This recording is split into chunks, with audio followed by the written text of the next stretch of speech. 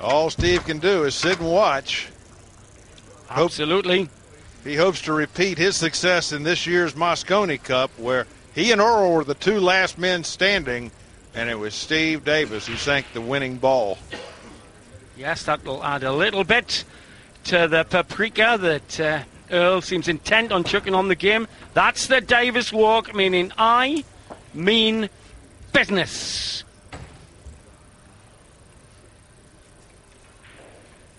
Earl preparing to break off one more time now. Watch this shot. So far, he has done an excellent job. He had one bad break. That's the first of the match. And since then, it's been a thing of beauty. Again, profitable break. The question is, how's the leave on the one? They saw that. Oh, damn, he said words to that effect. Because he looked to be on the one then. Well, you can see how this develops. He's got a full ball block in the form of that black 8. There is the black 8 blocking the shot Jerry mentioned as Earl goes walkabout to just weigh up some fiendish plan to block Davis. A little bit miffed at the Moscone Cup that he was deposed, as it were, as American captain. Earl Push out. nominates the push out. Where do you reckon to, Jerry? Just a lot of distance to send it down to the other end of the table. I'm a little surprised he's not kicking at this ball. That's a makeable kick on that one ball. But if he were to slide the cue ball behind the 8, he'll use distance as his friend. He just has to decide which side of the table to send the cue ball to. And he is quite aware of how good Davis is at his cue ball control. So to actually put the mockers on Davis snooker-wise, they've got to be very precise. Earl shows the puzzlement on his lupine features. He's got an open table here. He might like to accomplish a couple of things, including tying 2 balls up. No, he's just going to go for the distance. Remember, Davis does not like the percentages on this shot. He can put Earl back in. Yeah, but he's been sitting for 3 racks. I think he would like to take the initiative. If there's any way he can figure out to lay a safety on Earl so that he can wind up with ball in hand, you can bet that's what he's going to do. A couple of years back, Davis disposed of Efren Reyes. He was 8-2 down in that game and ran to 9-8. He disposed of Takahashi and Suke 3 consecutive nights. So world champions mean little to him. Other side of the coin. I know, Earl may not, how much Davis respects Strickland. Massive respect for the talent and the attitude to the game. Earl sits and waits the outcome. You can see the intensity in his eyes. And he's been put back into the game. We'll soon know what his plan was. And he's reached for the Elm Street material. The finger extensions. Not as sharp as Freddy Krueger's, but possibly every bit as effective. I'm not sure why he would be using extenders on this shot. It seems like that would take his touch away. Missed the ball. I agree with you 100%. I agree 100%. Do not say, and he didn't really use the height of his fingers anyway. Yeah, why add another gimmick? That's just a distraction. To who? To Earl. I mean, he's distracting himself with that sort of game. He knows that could be very, very costly. Winner breaks. And if Davis has got the break taped, Earl could have committed a small hurry-carry there.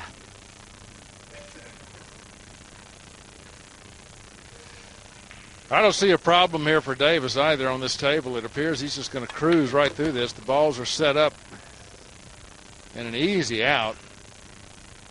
Earl's on the edge of manic, eyes stoked up, obviously. Hence the wilder logic of some of the things he was saying to Sophie about the Americans never ever jeer at people in that. I seem to remember the Ryder Cup, though, was a bit of a pitch invasion.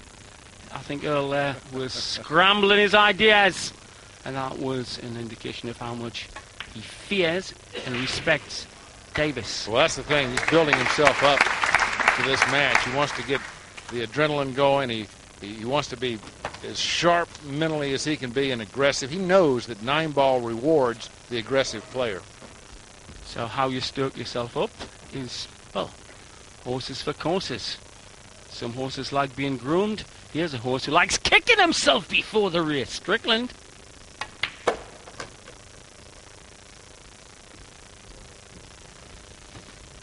Davis moving around the table at his own steady pace. Earl constantly fidgeting, twitching, playing with pieces of his equipment, his finger extensions. Paying very close attention to every move that Steve Davis makes.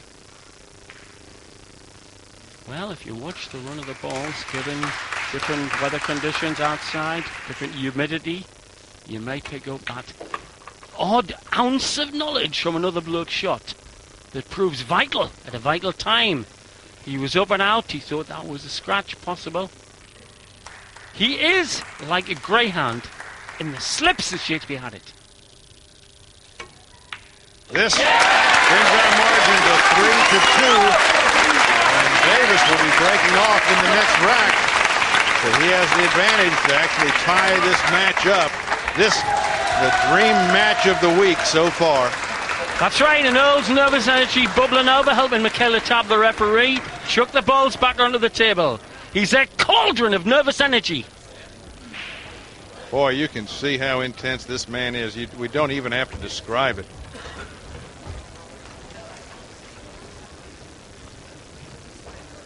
And here's the score from up top. Cy has taken that game and has won 11-4. Marcus Shamat goes back to Sweden for another year. Well, that surprises me. Shamat, some performer at Mosconi Cup level, but it does show how good these Chinese Taipei lads are. Trailing by 3 racks to 2. Steve Davis hoping to find success on the break shot. And now this match gets a much bigger audience as the people from the mezzanine turn their attention to the Davis Strickland scrap. Won't be sad with that. Got a nice lead on the 1. Yeah, he would have liked to have been more in center table with that cue ball, but with his potting ability, he'll certainly accept this. And the angle coming off of the 1 that the cue ball will be taking will send it right down for the 2. And nicer than that, it's at an angle to the 2 for future progress. You don't want to be straight in on anything till the final 9. Doesn't need to go far. That 4 ball is next. And he would have liked more angle on this shot, I promise you. He's got to go across the table for the 5. He now may choose instead to draw back and play the 5 in the side pocket.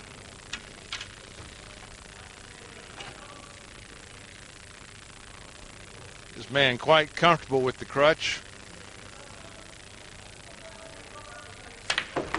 Stabs in, gets the fishing tackle out the way, and you were dead right. 5 in the middle. 3-3 on the cards in this race to 11 for a place in the last 8 of the World Championships. What a touch. He eases that 5 ball in. Now he's going to convince the 6 ball to succumb to gravity. 9-ball pool, part of the American sociology and psychology. That shot, Davis is taken to it like a duck to water. Loves the challenge. the shot on the 6 was not as clean as he had intended. I can assure you that 6 ball was coming off the rail. Had it been a longer shot, it would have missed. Coming in with lure, right hand side to screw the ball back.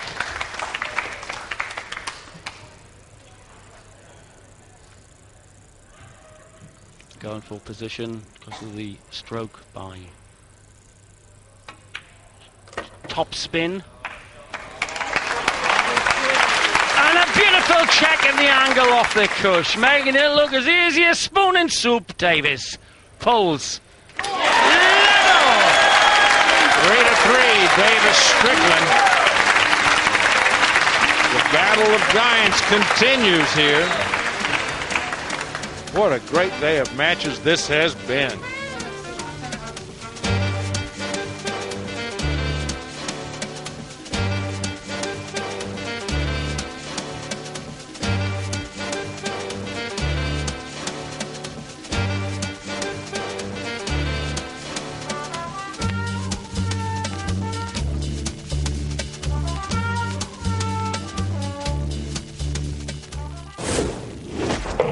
Welcome back to Cardiff, folks, for a dream clash.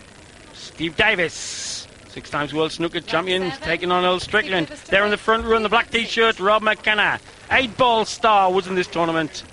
Till he went out, but nobody can resist the lure of this auditorium, especially when two absolute cockbirds like these two, cocks of the walk, are plying their magnificent trade.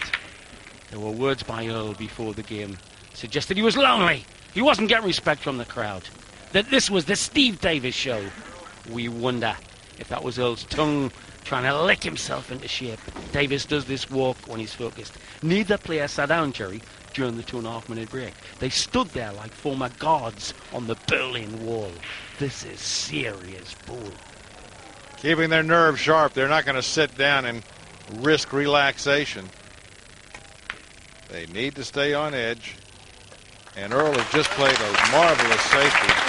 He's put 2 balls between Steve and the 1 ball, and he's taken away the most convenient kicking angle.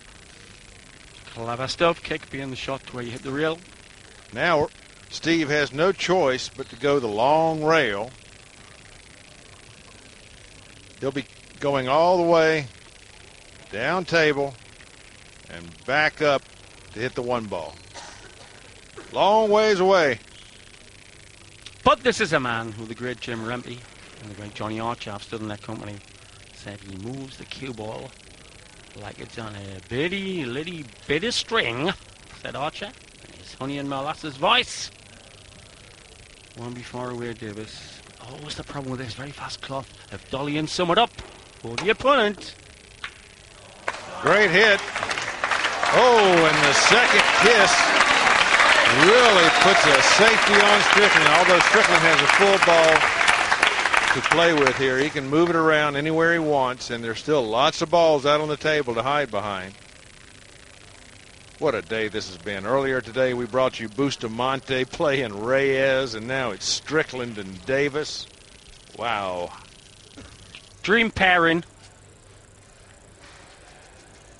Many of the famous faces of the game in this crowd. Hooked by the atmosphere, hooked by the needle, hooked by the world class. On the mezzanine level, the matches are finished, and all the crowd have hustled forward to keep their eyes on this match. Standing room only at the CIA in Cardiff, where it just gets better. Well, the crowd just watched a slight error on the part of Strickland. He wanted to leave Steve covered up, and instead Steve does have a path to the 1 ball. A race to 11. Brack's first one there goes in the last 8 of the tournament. Davis goes into a lovely cluster beyond the pink. Now that's a lockout. A great answer comes from Steve Davis, and now Earl left to find a path.